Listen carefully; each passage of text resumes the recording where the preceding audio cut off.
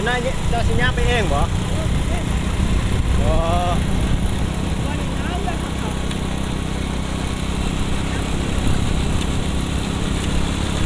จะมาจะใช่สันบ้านจะอยู่ใส่ฮะ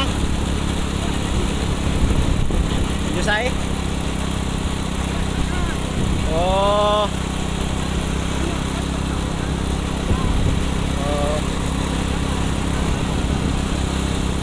บ่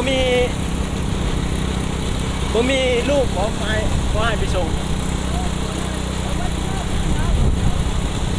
บอกเขาว่าสิเอาพื้นจะท้ายก็ไปหาเขาเลยโอ้ตายแล้วอย่างแต่เปิดปากอ่าวนี่ใกล้ๆอีกเข้าอีกสิแล้วยังเห็นว่าจะไปโอ้คิดว่าเอาวันนี้เราสิไปส่งเนาะฮอดบ้านเรือนจะบอกเด้อนี่พี่น้องเข้าแห้งเลย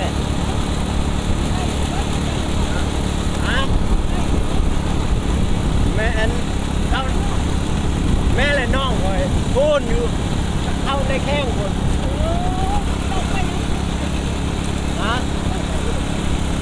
พอไปฮับน้องเลยเพิ่นเฮียนอยู่พุ่นเพิ่นว่ายังมาบ้าน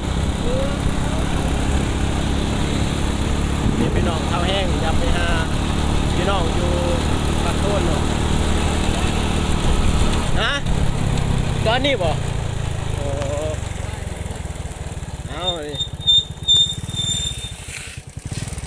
บ่เป็นยังเอาเบิ่งรถได้ย่างหันย่างเลยหันมันมีรถใส่เฮือนพี่น้องอย่านี่พี่น้องเท้าแห้งเลยอยากไปหาพี่น้องแต่มีรถเนาะก็เลยย่างเอาคลิปจบสำนีเนาะ